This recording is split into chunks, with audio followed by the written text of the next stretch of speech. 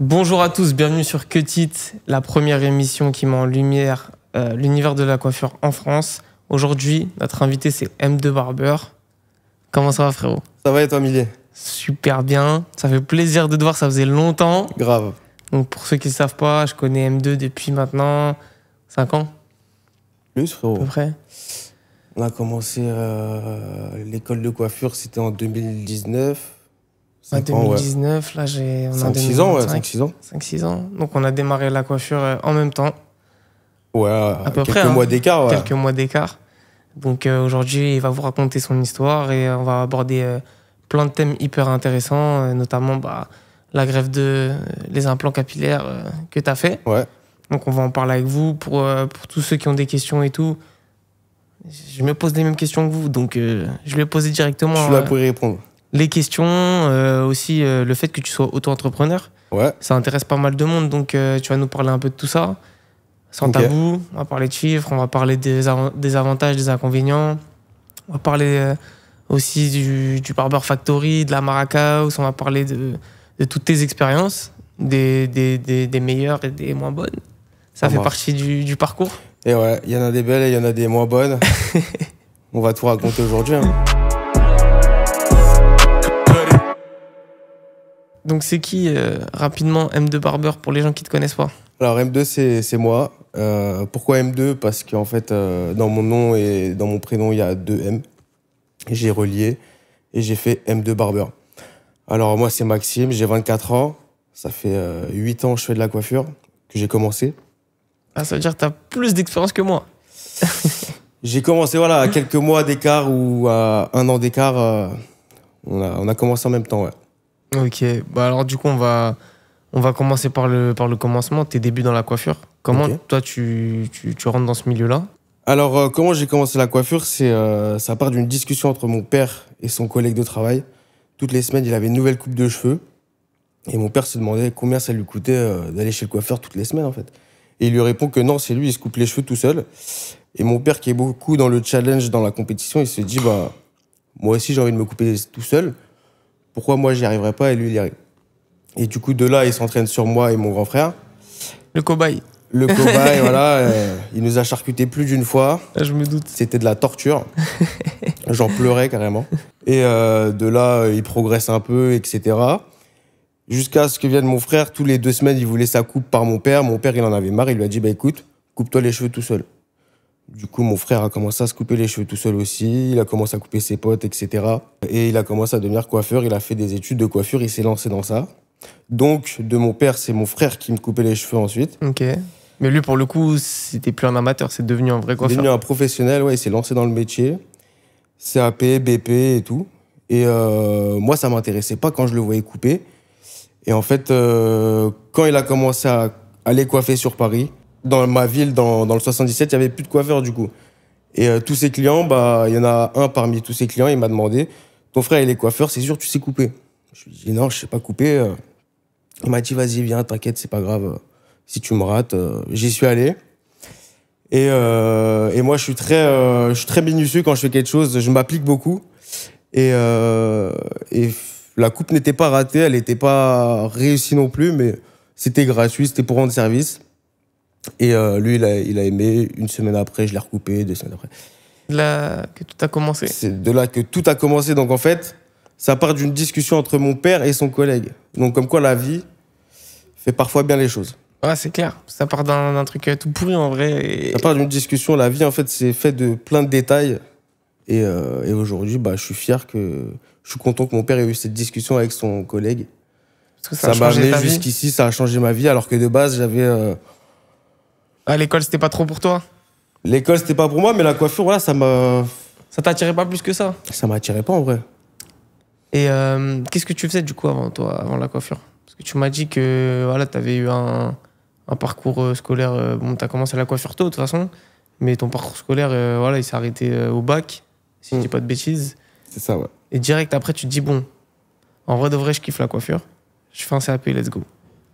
En fait, du coup, ouais, je suis allé jusqu'au bac, j'ai fait un bac STMG. Et durant ma première ou terminale, je coupais déjà les cheveux. Et du coup, je me suis dit, je vais aller jusqu'au bac, je vais poursuivre. Je voulais le bac, en vrai. J'avais fait toutes ces années d'études, c'était pas pour rien. Et je l'ai pas eu à 9,5. Ah, le seum. Le seum, mais aujourd'hui, je suis content de pas l'avoir eu. Parce que si tu penses que si tu l'avais eu, tu serais pas lancé dans la coiffure? Je pense que j'aurais fait des études comme tout le monde, un BTS, un truc, la voie Classique. la voie classique, en fait. Classique. Et du coup, ma mère m'a dit, bah, fais comme ton frère, fais un CAP coiffure, t'es déjà dans le truc, t'aimes ça, t'as déjà des tondeuses, etc. J'ai dit, pourquoi pas. Et c'est là où elle a commencé à faire des recherches sur Internet, d'écoles de coiffure et tout. Et de base, je devais aller dans une école dans le 94 à Saint-Maur-des-Fossés. Ouais, le CFA de Saint-Maur. Ouais. Et du coup, elle avait Qu'est-ce qui a fait que tu t'es retrouvé dans une école, bah, du coup, école privée c'était l'ISEC à l'époque, donc maintenant c'est Sylvia Terrade. Qu'est-ce qui fait que tu te retrouves là-bas? Du coup, j'en viens. Ma mère a fait des recherches pour que je passe le CAP. La plus connue, c'était Saint-Maur-des-Fossés, c'était la plus grosse, je crois. Et du coup, elle a pris un entretien avec quelqu'un là-bas. Et en fait, en allant chercher le numéro de téléphone, elle se trompe d'école et elle appelle l'ISEC. Ok. L'ISEC, dans l'école dans laquelle tu étais, en septembre. Et du coup, moi, j'ai intégré cette école en cours d'année. Ouais, je crois que t'es arrivé un peu plus tard. Octobre ou novembre. Du coup, j'avais déjà du retard sur tous les autres. Et c'était un CAP coiffure en 1 an. Donc, c'était en accéléré. Qui de base se fait en 2 ans, les CAP coiffure. Et du coup, j'intègre l'ISEC. Je rencontre Millimétro, Kevin. Et c'est là que tout commence. La coiffure, j'ai commencé à coiffer les femmes, apprendre. Ah, je me souviens. Nous, on attendait la pause pour qu'on se coupe, je te rappelle. De ouf. On se coupe à la pause du midi. Les profs, elles nous regardaient trop mal parce qu'on coupait avec des tondeuses. Ouais, ça câblait sur nous un peu. Hein. Mais bon, c'est le passage obligatoire. Le CAP, ouais. C'était le minimum. Du coup, tu passes ton diplôme du CAP. Tu l'obtiens dès le premier coup. Et ensuite, tu te dis, bon, let's go, là, je vais commencer à bosser direct. Ouais. Le BP, tout ça, ça t'intéresse pas plus que ça? Non, ouais, du coup, je suis allé jusqu'au CAP. Je l'ai eu haut la main. Je crois que j'ai eu 15. Facile. Je décide de me lancer direct dans le métier. J'avais déjà quelques années d'expérience déjà. Et moi, ce que je voulais faire, c'était barbeur. Je voulais pas être coiffeur femme, coiffeur mixte. Ça m'intéressait pas. Moi, j'aimais bien le monde du barbering. Les couleurs, les dégradés, les tapers, les designs. Ça, c'est ma cam. Ouais, je pense que c'est le truc qui nous a tous attirés vers le milieu de la coiffure. Parce que moi, pareil, tu vois, coiffer les femmes et tout, c'était pas ce que je kiffais le plus faire. C'est ça, et moi aussi, du coup, j'aime beaucoup le foot, le rap. Tous les métiers, en vrai, il y a plein de choses qui m'intriguent. Et du coup, dans ce métier, ça me permet de coiffer tout ce type de métier, des footballeurs, des rappeurs, des influenceurs, des boulangers, des pâtissiers, des médecins. Dans ce milieu-là, on se fait pas mal de contacts, en vrai, de vrai. T'as besoin d'un garagiste, t'as besoin d'un peintre, t'as un peintre, t'as besoin d'un plombier, t'as un plombier, t'as besoin d'un banquier, t'as un banquier. On rencontre pas mal de monde et c'est ça qui est cool aussi dans ce métier. On parle avec tout le monde, on rencontre plein de différents types de personnes et c'est ça que j'aime dans ce métier. Ouais. Donc, du coup, tu obtiens ton CAP et ensuite, directement, tu décides d'aller bosser en salon. Moi, à cette époque-là, je suis à la Maracas et du coup, on cherche quelqu'un. Je t'appelle, je dis gros, là, il y a une petite opportunité. Est-ce que t'es chaud de venir? J'étais avec Maracas à l'époque et moi tout seul. Ouais, j'étais deux, ouais. Et donc, on te prend en entretien. Si je dis pas de bêtises, j'ai plus trop de souvenirs de ça. Tu te rappelles un peu? J'ai pas eu d'entretien, je crois. Ouais, ça s'est fait comme ça, en mode vas-y, viens faire un essai. J'ai eu une journée d'essai, ouais, je crois, ouais, c'est ça. Enfin, la Maracas, à cette époque-là, déjà, c'était quelque chose. Genre, c'était la période où Maracas, il était à son prime. Il y avait pas mal de têtes qui venaient se couper à la Maracas. C'était le salon tendance du moment. Ouais. Et moi, je commençais aussi à avoir ma petite notoriété à cette époque-là. Donc, toi, comment ça se passe un peu de ton POV, tes débuts à la Maracas? Alors, moi, mes débuts à la Maracas, j'avais plein d'étoiles dans les yeux. C'était un truc de ouf ce qui se passait. J'étais avec Maracas, j'étais avec toi, qui était aussi en pleine ascension. Moi, je suis arrivé un peu trop petit, tu vois. Je suis arrivé pas serein, avec un peu trop de respect ou trop gentil, en fait, je pense. Et pas assez sûr de moi, alors que j'étais déjà à un bon niveau. Je coupais déjà bien les cheveux. Mais ouais, ma timidité a des fois pris le dessus. Et à cette époque-là, j'étais pas assez sûr de moi, sûr de mon travail pour exploser et vous suivre. Et j'ai regretté. Parce que à l'époque, moi, j'ai des souvenirs de toi où voilà, tu étais un peu timide, réservé. Tu étais un peu dans ton coin, tu faisais tes coupes, tu faisais tes bonnes coupes. Ouais. Mais c'est vrai que tu n'avais peut-être pas encore notion de ce délire-là tu sais, avec le client, il faut que tu t'affirmes, même dans ton équipe et tout. C'est ça, même avec mes clients, je ne m'affirmais pas. Et voilà, il y a eu des anecdotes. Ouais, il y en a une, on s'en rappelle, ouais. Mais ça, en vrai, ça aurait pu tomber sur n'importe qui. Ouais. Mais si tu veux la raconter aux gens, la petite anecdote je pense qu'elle t'a marqué et moi, elle m'a marqué aussi. Donc, c'était quelque chose de fou. C'est une des anecdotes qui m'a le plus marqué. En gros, j'ai coiffé quelqu'un, un père de famille avec sa fille de 2-3 ans sur le côté. Il voulait quelque chose de simple, un buzz cut avec un dégradé haut, avec du 13 mm sur le dessus, enfin, banal. Et à la fin de la coupe, il se regarde dans le miroir et il me défigure. Il me dit, c'est quoi ça? Je vais jamais payer 27 €. À l'époque, c'était 27 €. Je vais jamais payer 27 € pour ça. Je dis, bah, qu'est-ce qu'il y a? C'est quoi qui cloche dans la coupe? Il me dit, là, j'aime pas ce que ça fait. Je dis, bah, j'y peux rien, c'est ton crâne qui est comme ça. Moi, j'ai passé le sabot. C'est ton crâne qui est comme ça, j'y peux rien. Non, mais je vais pas payer 27 €, c'est hors de question. Ah, surtout que le mec, je me souviens, il a attendu vraiment la fin de la coupe. T'as passé 30 minutes sur sa tête, il t'a rien dit. Et... Je me suis appliqué et du coup, moi, tout timide, je sais pas quoi faire. J'appelle Maracas. Maracas, il vient, il dit qu'est-ce qui se passe et tout. Et il lui dit, vas-y, viens, je vais te rattraper, alors qu'il y avait rien à rattraper. C'était comme ça. Et lui, il a dit, non, c'est mort, je vais pas payer. Il a attrapé sa fille, il est sorti du salon. Il a rien voulu savoir. Il faut de voir des trucs comme ça. Et voilà, le mec, son objectif, c'était de pas payer sa coupe. Ouais, c'est ça, il est venu, il a réussi, il était en mission. Cas, il est plus jamais revenu au salon. Ouais, on l'a plus jamais revu après. C'est ça. Mais franchement, moi, je sais pas comment j'aurais réagi à ta place, hein, honnêtement. Surtout qu'à l'époque, on était vachement jeunes. Toi, t'avais peut-être 18 ans, moi, j'avais 19 ans. Ça, ouais. Et ouais, quand t'as quelqu'un qui a le double de ton âge qui vient, qui te dit, ouais, je vais pas payer. Tu veux faire quoi? Ça, t'es pas patron, Ouais, surtout qu'en plus, toi, avec ton caractère, t'étais un peu réservé, un peu timide. C'est vrai que ouais, les débuts, du coup, à la Maracao, c'était un peu compliqué, surtout que bah, t'avais quand même 2 gros caractères en face de toi et 2 personnes qui étaient déjà un peu dans le truc. Ouais. Donc ça devait pas être simple pour toi au final. Tu vois, avec du recul, nous, on calculait pas, tu vois. Et ouais, j'étais un peu en retrait et c'est dommage. Aujourd'hui, je regrette cette époque. Ouais, qui aurait pu beaucoup mieux se passer. Ouais, c'est clair. Parce qu'après, par la suite, du coup, t'étais pas non plus le mec le plus assidu, le plus sérieux et tout. Mais moi, je trouve ça bien parce que avec le temps, bah, tu vois, on a discuté un peu, on a préparé l'émission et ça se voit que t'as pris en maturité et tout. Parce que tu te dis, putain, à cette époque-là, j'ai pas assuré. Et en vrai, j'étais jeune. On apprend de ses erreurs. Hein. On apprend de ses erreurs. Ça a cogité dans ma tête. Et mon objectif, c'était de revenir meilleur, plus fort. Donc, à cette époque-là, t'étais resté combien de temps à peu près? Peut-être même pas un an? Ouais, moins d'1 an, ouais. Moins d'1 an, donc il y a eu le Covid après qui a fait que tout s'est arrêté à la Maracaus. Directement après l'épisode de la Maracaus, forcément, bah, t'as pris quand même en expérience. Il n'y a pas que du négatif. J'ai pris plein d'expériences. Je regardais Maracas, plein de trucs. J'analysais, mais j'étais en retrait. Ouais. T'arrivais pas à te faire ta place. C'est ça. Donc, au final, ça a été un mal pour un bien. On va revenir sur la Maracaus un peu après, parce qu'il y a eu une Maracaus épisode 2, saison 2. Donc, on va revenir dans le podcast un peu plus tard sur le retour de M2 Barber à la Maracaus. Donc, si vous voulez voir ça, il va falloir rester.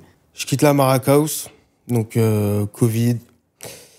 Donc, ça a cogité dans ma tête. Et ouais, c'est ça. Il y a eu l'époque du Covid, j'ai commencé à faire du domicile. Ouais, donc c'est à cette période-là que tu commences à faire du domicile. Donc déjà, moi, j'ai une question toute bête, mais qui peut intéresser pas mal de gens. Quand tu es coiffeur à domicile, est-ce que c'est facile de se mettre en indépendant, genre ouvrir sa micro-entreprise? Pour quelqu'un qui connaît pas. C'est plein de démarches. Mais ouais, c'est assez facile, ouais. C'est assez simple. C'est plein de démarches. En ligne, c'est très En rapide. ligne, ouais, avec. Tu tapes, tu vas sur auto-entrepreneur. C'est très simple. Ouais. Donc, tu te mets en auto-entrepreneur, tu décides de te mettre à ton compte. Donc, tu vas faire de la coiffure à domicile. Comment ça se passe pour toi cette période-là? Est-ce que. Dis-nous un peu les avantages et les inconvénients de la coiffure à domicile. Alors, du coup, j'ai fait de la coiffure à domicile dans mon secteur, dans le 77. Et j'avais déjà une petite clientèle parce que je coupais déjà les potes aux alentours. Et avec les stories, ça va vite. Il y a M2 Ah, qui les réseaux coiffe sociaux, ouais. à domicile. Je coiffais les groupes de potes et tout. Et comment ça se passait cette période? Moi, j'ai plutôt aimé, franchement. C'est une belle période de ma vie. Le domicile, il y a des avantages, il y a des inconvénients. Comme en salon, en vrai, mais il y a plus d'inconvénients que d'avantages à domicile. Moi, ce que j'ai aimé dans la coiffure à domicile, c'est la liberté. Ouais, t'es libre, tu fais les horaires que tu veux, tu coiffes entre guillemets les clients que tu veux, tu peux sélectionner. Ouais. Tu mets les prix que tu veux aussi. Donc ça fait partie des avantages. Mais après, moi, tu vois, j'ai jamais fait de domicile. Genre, les seuls domiciles que j'ai fait, C'est chez toi. c'est des déplacements pour des gens, voilà, des VIP, tu vois, par exemple. T'en as fait, ouais. Mais tu vois, moi, personnellement, je kiffe pas faire du domicile. T'as pas un bon éclairage, t'es pas dans ton environnement, t'es pas à l'aise. Toi, tu m'as dit, t'as eu des scènes où t'arrives chez les gens, t'es le coiffeur, mais on va te dire enlève tes chaussures. C'est ça. C'est bizarre un peu. Tu vas chez les gens, en fait, c'est toi l'invité. T'es pas maître de ton siège. T'es chez les gens, tu dois respecter. Des fois, tu dois te mettre en chaussettes. Des fois, tu coupes sur une chaise. Ouais, parce que les gens, des fois, ils comprennent pas. Ça va te dire, vas-y, coiffe-moi sur le bord de la baignoire. Genre, Même après, t'as la voiture, faut prévoir l'essence. C'est ça, l'essence. Et puis, tu travailles seul, quoi. Si t'as pas de collègues. Moi, j'ai une question, tu vois. Je me suis toujours dit, comment tu gères ton timing? Parce que tu prévois ta journée. Ça, c'est chaud, ça. Parce que tu dois prévoir que tu vas d'abord chez un tel, après chez un tel. Imagine, après, l'autre à 18h, il habite au même endroit que celui de 14h, il faut que tu reviennes en arrière. Comment tu fais? Tu te fais des zones? Ouais. J'ai essayé de caler par ville, en fait. Ville plus proche. Mais moi, je suis très long à couper. Donc, je prenais beaucoup de retard. J'avais des fois des 1 heure. Parce qu'après, il y a les bouchons. Tu peux pas prévoir les bouchons. T'as des imprévus. T'as quelqu'un qui se rajoute au dernier moment. Tu veux couper le père de famille, le petit-fils. Ouais, tu peux me couper. Vas-y, c'est difficile de refuser. Ouais. Donc ouais, c'est toute une organisation à domicile. Donc, après cette période de coiffure à domicile qui a duré quoi? Peut-être 1 an? T'es resté 1 an à domicile? Un peu moins? Ouais, une bonne année, ouais. Bonne année. Ouais. Il y a un salon qui ouvre proche de chez toi, qui s'appelle Black and White, si je dis pas de bêtises. C'est ça, ouais. Et tu décides du coup d'aller bosser là-bas, mais toujours en tant qu'auto-entrepreneur. Donc, Ouais. comment ça se passe du coup? Du coup, ouais, toujours en auto-entrepreneur, je garde mon statut. Comment ça se passe? Ils m'ont contacté, c'est des amis de ma ville. Et ils voulaient que je fasse l'ouverture avec eux pour avoir des coiffeurs. Ils recherchaient des coiffeurs. J'ai adhéré, c'était à côté de chez moi, j'avais ma clientèle. Comme j'étais en auto-entrepreneur, j'avais rien à leur devoir. Ça m'a plu. Donc, c'est ta première ouverture de salon? Première ouverture de salon. Pas Ouais. en tant que patron, mais en tant que voilà, tu es dans le salon, tu bosses. Et c'est pas toujours simple, une ouverture de salon, parce que toi, t'avais déjà ta clientèle, t'étais auto-entrepreneur. Mais pour quelqu'un qui est salarié, qui vient d'arriver, ou même le patron, il faut se faire une clientèle. Ouais. Et c'est là où les réseaux sociaux interviennent. Et c'est là où tu as su, toi, te démarquer par la suite. Ouais, parce qu'à cette époque-là, j'avais déjà Insta. C'est pour ça que ils m'ont contacté. Ils voulaient qu'il y ait un petit coiffeur connu un peu pour le début, pour le lancement. Donc, moi, j'ai commencé à mettre des stories Insta. J'ai commencé TikTok dans ce salon, mais tout doucement. Ça a pris un peu. Je suis monté à 20K. Tu restes combien de temps, toi, chez Black and White, du coup? Black and White, je fais 1 an là-bas. 1 an là-bas. 1 an là-bas. Et Donc, ensuite ça s'est super bien passé. Une bonne équipe. Donc, tu prends un peu plus de confiance en toi aussi, j'imagine. Donc, je suis en salon, je suis à mon propre compte, je m'autogère. Et ça se passe super bien. Et du coup, par la suite, tu te dis, là, je suis prêt. Il faut que je retourne. Même pas. Je savais que j'étais prêt, que j'avais la dalle. Je commençais TikTok, je commençais à être plus sûr de moi. Et je reçois un message de mon ancien patron qui me propose de revenir à la Maraca House. Il m'explique le pour, le contre. Enfin, il m'explique qu'il me veut, qu'il est en manque de coiffeur, parce qu'à cette époque-là, à la Maraca House, il n'y avait plus qu'un coiffeur. Il faut que je refasse monter la Maraca House. C'est pas normal qu'il n'y a plus qu'un coiffeur. Ce salon-là était dans le top. Et aujourd'hui, il est au plus bas. Ouais. Et moi, j'avais encore cette rancœur il y a 2 ans, en 2020, Ouais, 2021. 2019. 2021, ouais, du coup, il y a qu'un barbeur à la Maraca House. Donc, tu arrives déjà là-bas avec plus de facilité, je pense, que la première fois, parce que bah, il n'y a pas vraiment de grosses têtes dans le salon, donc c'est peut-être plus facile pour toi aussi de t'imposer. C'est ça, ouais. Je suis arrivé, il y avait JR, le métis, pas JR Golden. Ouais, Il y avait plusieurs JR. Il y avait plusieurs JR. C'est qui le vrai JR? Ah, il y avait débat au salon, il y avait C'est débat, vrai ça s'embrouillait, je te jure, en C'est plus, vrai ça s'embrouillait. Le JR, quand ça l'appelait JR, non, c'est moi JR, ils s'embrouillaient entre eux. Je te jure que c'était trop marrant. Et lui, non, je suis arrivé avant toi, bon, JR1, JR2. Et D'ailleurs, dédicace à Sam JR. JR Golden. la Golden. Et d'ailleurs, si vous n'avez pas vu l'épisode avec JR Golden, on vous le met juste ici ou par là ou quelque part à l'écran. C'est un épisode qui est assez sympa où il y a l'histoire de la buzzcut, etc. T'arrives à la Maraca House, le patron t'arrive à te convaincre de revenir parce que du coup, tu étais auto-entrepreneur. Là, il te propose un poste de salarié. Donc toi aussi, tu m'as dit que tu as accepté de perdre un peu en salaire, C'est ça, ouais. mais tu as envie de gagner en notoriété, tu as envie d'accomplir quelque chose. C'est ça, moi, je voyais la Maraca House, justement, quand t'es parti. T'étais manager, tous les coiffeurs, ils ont pris en abonnés, ils ont grimpé. Je me suis dit, putain, j'ai loupé quelque chose. J'ai loupé le train, en vrai. Et là, il y a Nassim qui me propose de revenir. Pour moi, c'était une opportunité de me refaire, de me rattraper de ce qui s'était passé. Une chance pour moi et j'y suis allé. J'ai pris sur moi niveau salaire. Je me suis dit que le salaire, c'est pas grave. L'argent, j'en gagnerais plein dans ma vie, mais je voulais... Faire peut-être un pas en arrière, mais pour en faire 2 après en avant. j'étais revanchard. Du coup, t'as ton compte TikTok, t'as tes 20K, C'est ça. et là, tu te dis, vas-y. Je Moi, vais envoyer. j'ai des souvenirs de l'époque, tu vois, où TikTok, ça commence à se lancer. Tu vois. Moi, j'étais pas trop fan de TikTok au Ouais. début, hein, pour dire la vérité. Moi, j'ai lancé mon compte TikTok un peu plus tard. Je te voyais déjà sur TikTok et tout. Et tu faisais beaucoup de trends. T'avais déjà capté le truc des trends. J'ai commencé avec des petites traînes par-ci par-là, ou sinon je faisais des avant-après, ou des accélérés de mes coupes. J'ai commencé comme ça.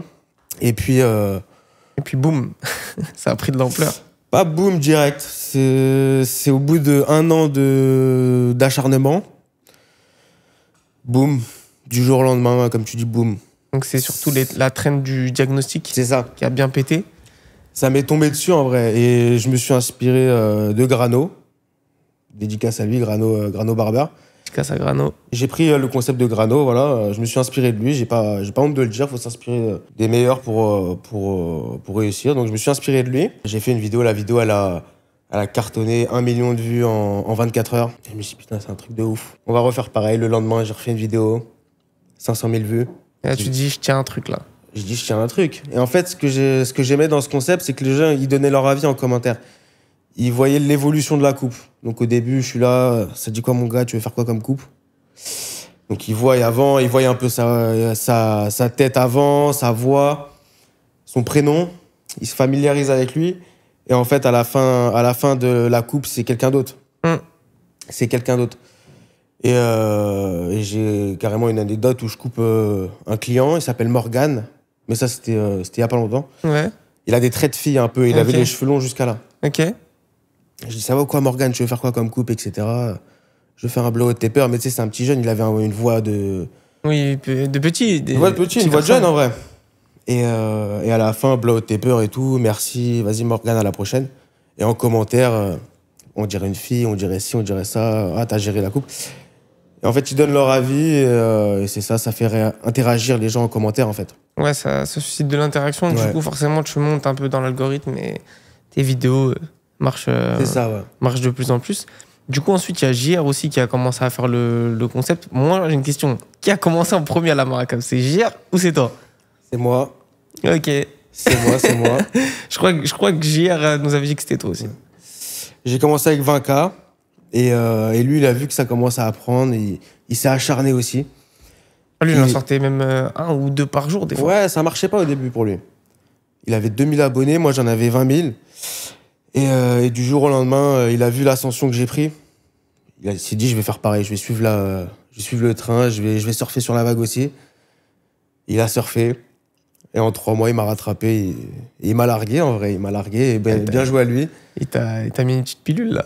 Il m'a mis une bonne pilule. Une bonne pilule, mais là. Je dis pas mon dernier mot. Là, tu comptes le rattraper? Je compte le rattraper. Moi c'est comme ça. Je lâche jamais. C'est bien, je lâche jamais. Et félicitations à lui. Ouais, et dédicace, frérot. Ouais. Parce qu'en vrai, c'est fort ce que vous avez fait. Au-delà du fait de parler de TikTok, parce que là, les gens, ils vont se dire, ouais, c'est bien, c'est des chiffres virtuels, il y a des gens qui parlent avec vous, mais ce que les gens comprennent pas, c'est que grâce à ça, vous avez pu recruter 7 autres barbeurs. Donc, vous êtes retrouvés à 10 à la Maracas, tellement il y avait de la demande, il y avait une hype autour du salon. Donc, tu passes d'un salon avec un coiffeur en 2021 à un salon avec 10 coiffeurs en 2023. C'est de la folie, en vrai. C'est un truc de ouf. Je suis arrivé, il y avait un coiffeur.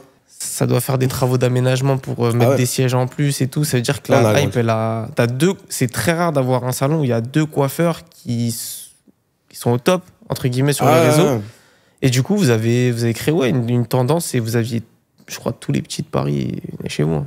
Tous les petits de Paris, tous les petits de banlieue, même de toute la France. Ça prenait des photos avec nous deux, période de fou. Le moment de gloire. C'était une période de fou. Donc après aussi, forcément que quand le salon il commence un peu à tourner, des esprits qui tournent aussi un petit peu des fois. Ça va avec. Donc quand il y a de l'argent, il y a peut-être un manque de reconnaissance aussi des fois. Donc on te reproche un petit peu de la part de la direction, on te reproche un petit peu d'être le coiffeur le moins rentable. Ouais, c'est ça? C'est ça.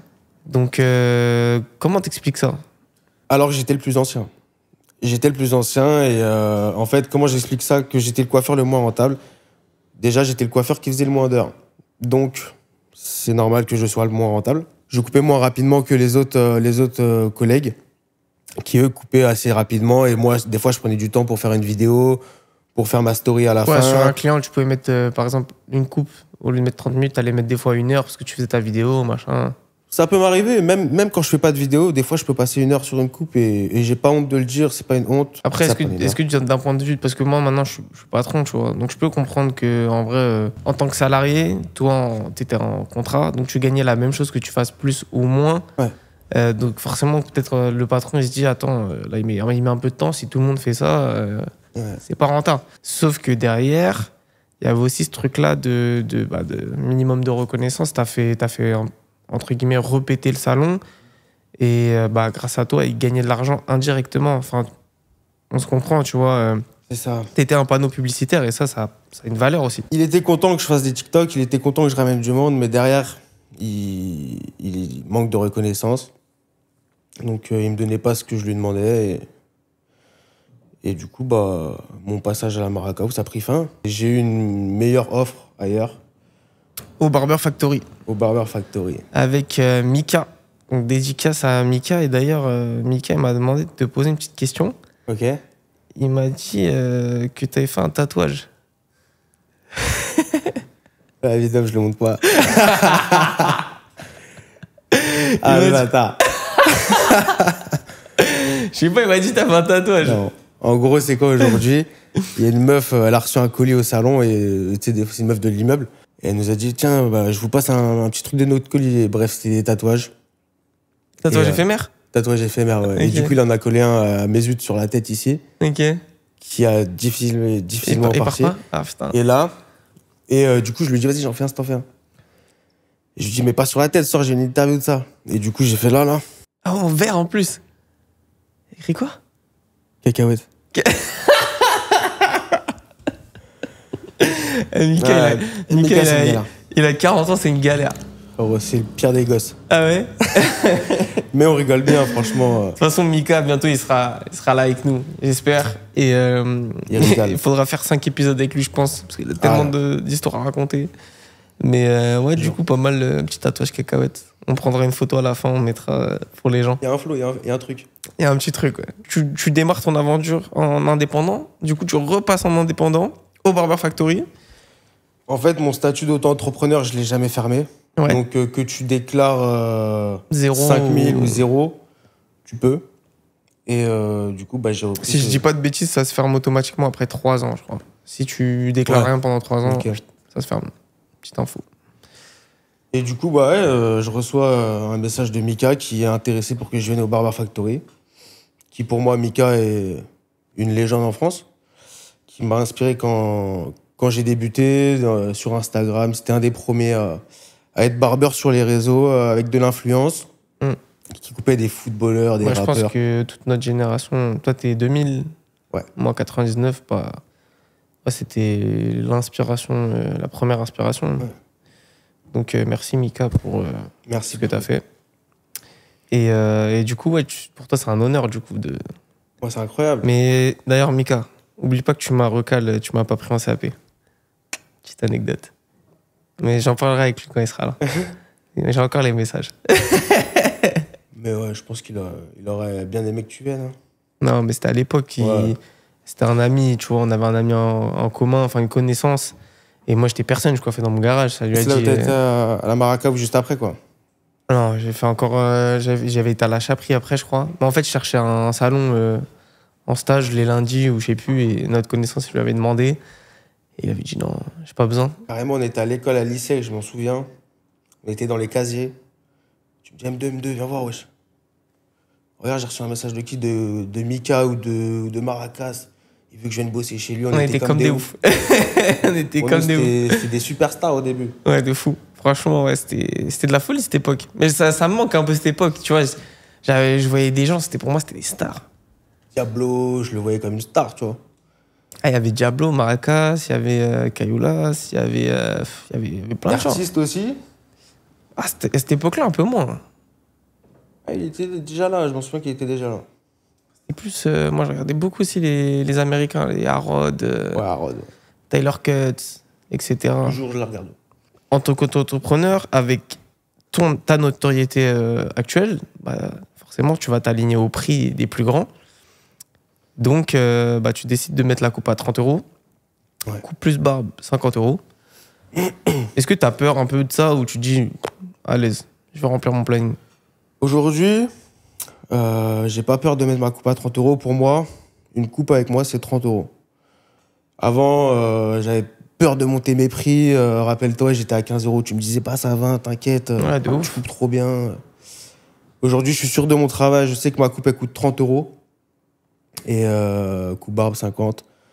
Et s'il y a des déplacements, encore plus cher. Mais je redescendrai jamais. Et puis, je me suis aligné aussi au prix de la Maracas qui était de 30 €. Donc, je me suis dit, je suis complet à 30 €. Tu t'es dit, je coupe déjà des gens qui viennent pour moi à 30 €. Pourquoi baisser mes prix? J'étais full sur 2 semaines à la Maracas à 30. Pourquoi me rabaisser? J'ai suivi les prix de la Maracas. Je me suis aligné à Barber Factory aussi. Ouais. Et ça marche très bien. Et merci. Merci à tous mes clients. Du coup, c'est une belle revanche parce que si vous avez suivi toutes les missions, vous avez vu qu'au début, c'était un peu compliqué. Et au final, tu as réussi à redresser la barre. Donc, je tenais à te féliciter aussi parce que moi, je t'ai connu au début. Donc, merci. Bravo à toi parce qu'il y en a plein qui ont lâché. On citera pas de nom, mais il y a des mecs qui ont démarré en même temps que nous et on n'entend plus du tout parler d'eux. Donc, c'est pas si simple. Il faut savoir aussi un truc, c'est que on n'habite pas trop loin l'un de l'autre, mais on est du 77 là, bien loin. Et c'est pas tout le monde qui vient jusqu'à Paris ou dans le 17e faire 2 heures de route chaque jour. Moi, je vois plein de gens, tu vois, que des fois, j'ai un entretien qui me disent ouais, moi, je veux pas être au salon de Paris ou je veux pas être au salon du 77 parce que je mets 30 minutes, c'est long. Tu vois déjà ça mental? De fou. Parce que, tu te rappelles, on allait à l'école dans le 9e ou un truc comme ça. On mettait des 1h30 en train, en bus, en cheval, en ce que tu veux. Et c'était normal, genre. Maintenant, tout le monde choisit. Je prenais le train, j'étais trop content d'aller au salon, tu vois. Et de fou. Je dis, je vais à la Maracao, tu vois. Et tu te rappelles, on commençait à 8h30 à l'ISEC, et on se levait à des 6h. Et après, le soir, on rentrait à je sais pas quelle heure. Et quand on bossait à la Maracao, bah, c'était pareil. On faisait 10h, 20h. Tu rentrais chez toi à 20h, 21h. Ouais, si t'avais pas de problème de train. J'ai l'impression que ça se perd aussi un petit peu aujourd'hui. Les gens, ils veulent trop avoir le choix et ce confort. Non, je pense pas que ça se perde, mais c'est plus dans la mentalité de chacun. Voilà. Quand on aime, on ne compte pas. Enfin, il y en a, ils préfèrent le confort, rester dans leur 7-7, dans leur confort. Il y en a, ils veulent aller plus loin et chacun fait sa route. Moi, je pense vraiment que si tu fais pas de sacrifice, tu pourras pas. J'ai toujours dit un pas en arrière pour en faire deux en avant. Et à chaque fois, ça s'est avéré vrai, tu vois. Forcément, les gens, ils me voient en mode j'ai 2 salons, tout s'est bien passé et tout, mais bah, tu m'as vu aussi quitter la Maracao pas en très bon terme et tout. Et bah, j'ai accepté de faire un pas en arrière parce que t'es dans le meilleur salon du moment. Je suis full sur 2 semaines, machin. Tu te retrouves à coiffer dans un garage dans le 7-7. Tu perds en crédibilité. Du coup, concrètement, ça gagne combien un auto-entrepreneur dans la coiffure qui loue son siège dans un salon? Alors, je pourrais pas te donner un salaire fixe, plus une tranche. Après, pour être auto-entrepreneur dans la coiffure, pour louer un siège, il faut déjà avoir un minimum de clientèle. Parce que si tu n'as pas de clientèle, tu n'as pas d'argent. Je pourrais vous faire une tranche. Moi, sachant que j'ai une base de données de 1300 clients en 1 an, j'arrive à être complet tous les jours. Donc, c'est très, très bien. J'arrive à me faire entre 3 et 5 000 euros par mois, tout déclaré dans ma poche. Elle est belle, hein? Et ça a tous ces avantages aussi d'être auto-entrepreneur. Tu as ta liberté, tu n'as aucun compte à rendre au patron, tu fais tes horaires, tu pars en vacances quand tu veux, tu prends tes journées quand tu veux et tu fais ce que tu veux. Ah, t'es libre. Si je veux pas venir pendant 1 mois, je viens pas pendant 1 mois. Mais je dois payer mon loyer du mois. C'est comme un loyer d'appartement en fait. Ok, ouais, c'est hyper intéressant. Du coup, ça t'a permis de gonfler un peu plus ton salaire que si tu étais salarié. Par contre, aussi, tu as toute cette partie inconvénient, dans le sens où demain, tu te blesses, tu touches pas d'argent. Tu pars en vacances, tu touches pas d'argent. Ouais. Donc après, c'est à toi de bien gérer ton argent aussi. C'est ça, faut s'auto-gérer. Donc, faut pas trop être gourmand. Moi, je suis un peu gourmand. Ça peut se voir. Mais faut pas trop l'être. Ouais. Faut pas trop abuser. Après, ça va. Tu me disais tes horaires, tu fais 10h30, 19h. Ouais. Bon, c'est des bons horaires, mais pour un coiffeur, c'est pas non plus. Il y en a qui font 10-20 tous les jours. Ils commencent à 9h, ils commencent à 20h. Car leur coupe est moins cher aussi. Donc, bien sûr.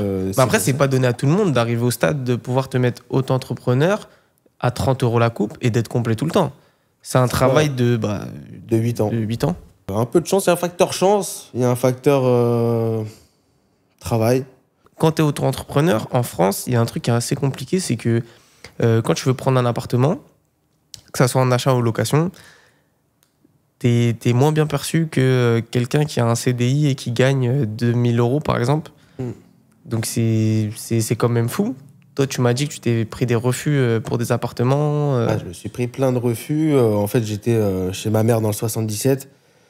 Ça me saoulait de faire le trajet tous les jours jusqu'à Paris. J'étais à 2 doigts d'abandonner, hein. J'étais à 2 doigts de lâcher, de me dire, vas-y, Paris, c'est bon. Jusqu'à ce que je tombe sur un appartement très petit. Je vous mens pas, il faisait 10 mètres carrés. Mais moi... Une piole. C'est une GAV, frère. C'est une GAV. Mais moi, je voulais habiter à Paris, je voulais travailler à Paris, moi. J'ai dit, tant pis, je vais vivre dans un 10 mètres carrés. Mais petit à petit, je vais 10 mètres, 20 mètres et après 30 mètres. Je vais commencer au plus bas et moi, ce que je voulais, c'est être à Paris. Je voulais juste dormir et aller travailler. Donc, c'est ce que j'ai fait et j'ai trouvé ces petits appartements-là. Ça m'a duré 6 mois. Là, j'ai trouvé un autre qui est petit aussi, ça fait 15 mètres carrés. Et, petit à petit, tu prends un 5 mètres carrés de plus. 5 par 5. Mais ça va monter haut, ça va monter haut. Et là, j'en ai trouvé un autre, normalement, bientôt. 20 mètres? Combien il fait, lui? Ouais, 20 mètres, je crois, carrément. C'est fort. C'est archi fort. Mais c'est très dur de trouver des appartements. Ouais, tu t'es Les pris des agents refus de immobiliers, dossier. Parce qu'en fait, comment ça se passe, c'est que en gros, toi, tu vas te présenter, tu vas dire, en gros, moi, je suis chaud pour cet appart-là.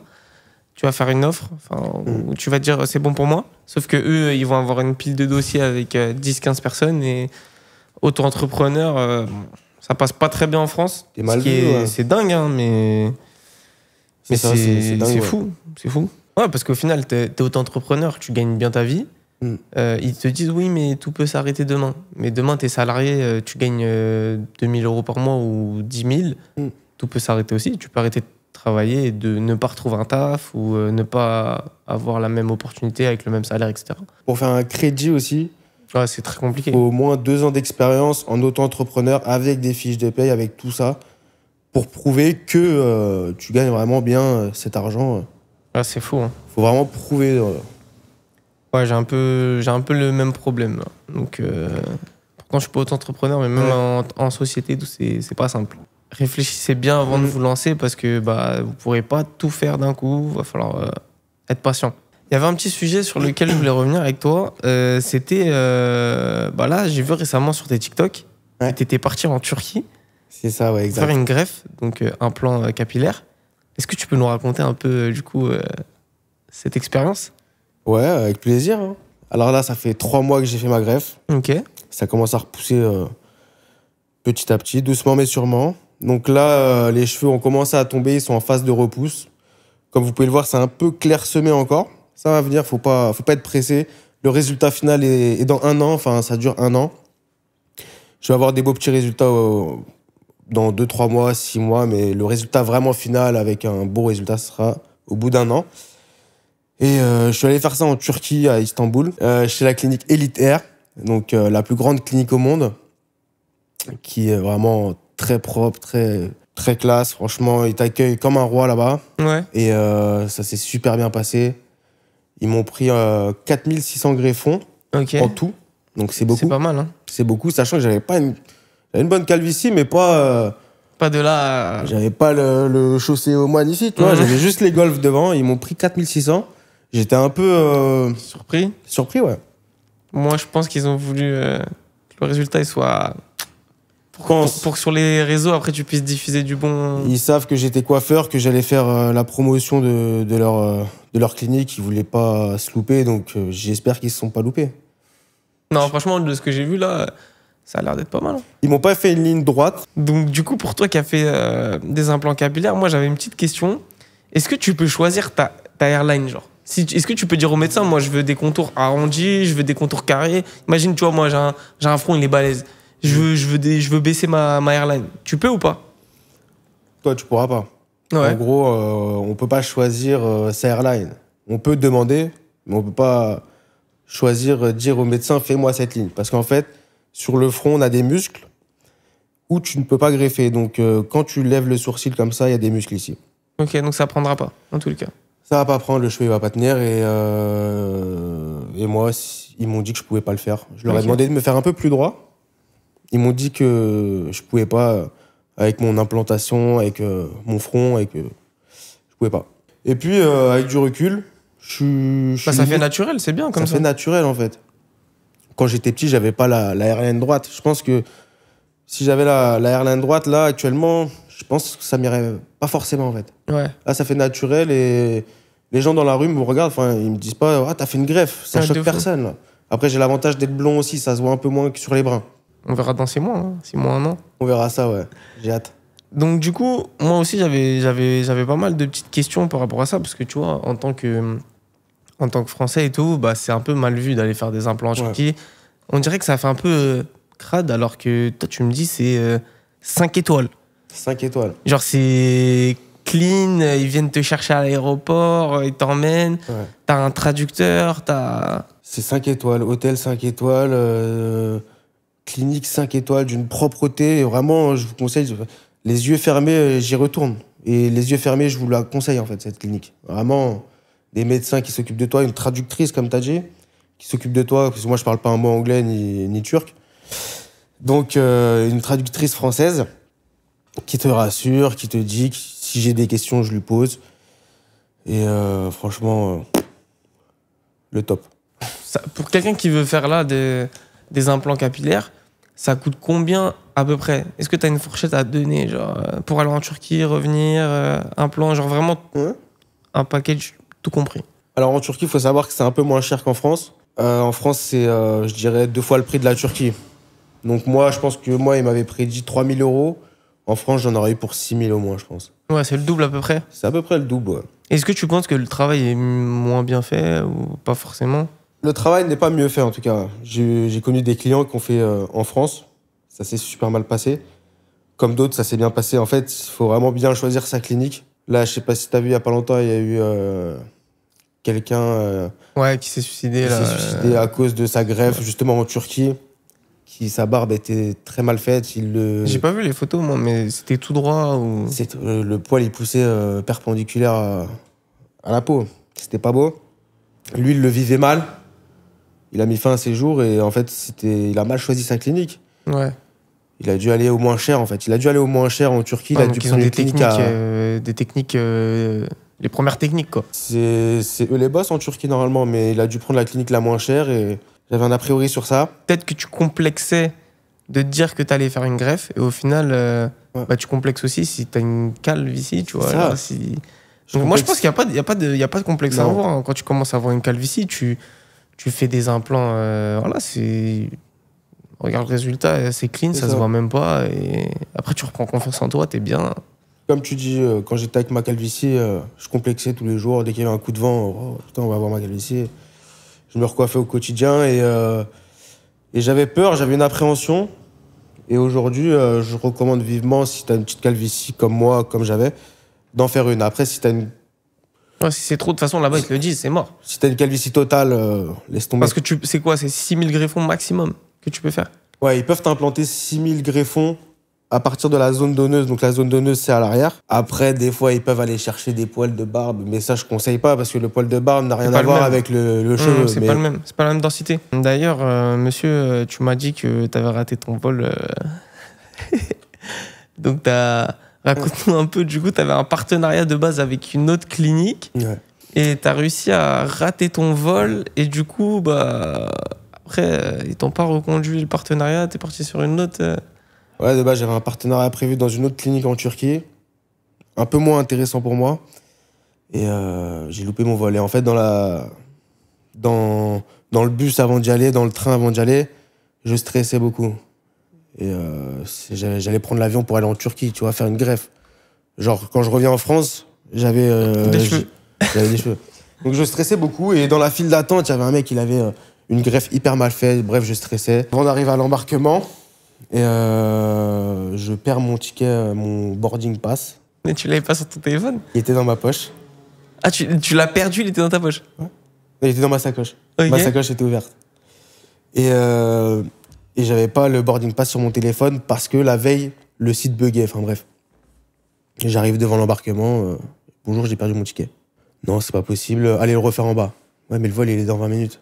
Je veux rien savoir, aller en bas. T'avais déjà passé le portique et tout? J'avais tout passé, donc normalement... C'était pour rentrer dans l'avion? C'était la douane, les derniers trucs. Et il me dit, je veux rien savoir, allez chercher votre ticket et tout. Et moi, tout stressé, vas-y, j'y vais. Je vais faire vite et tout. Et au final, je l'ai raté. Et la compagnie m'a appelé à 2 minutes du vol. Bonjour, monsieur, c'est la compagnie Nani. Vous êtes où? Je lui dis, bah, la dame, elle a pas voulu me laisser rentrer. J'ai perdu mon boarding pass. Elle aurait dû te laisser passer. Si t'es arrivé jusqu'à là, c'est que t'as ton pas... c'est que t'as ton boarding pass. C'est que t'as ton boarding pass. Ils ont pas voulu me laisser passer. Et puis l'avion est décollé. Et puis je suis rentré chez moi, dégoûté. Mais un peu content aussi parce que je stressais beaucoup. Et du coup, j'ai laissé traîner. Je me suis dit, vas-y, je vais le faire. Ça c'est resté dans un coin de ma tête. Et puis, j'ai eu un ami à moi, influenceur, qui lui a fait une greffe de barbe.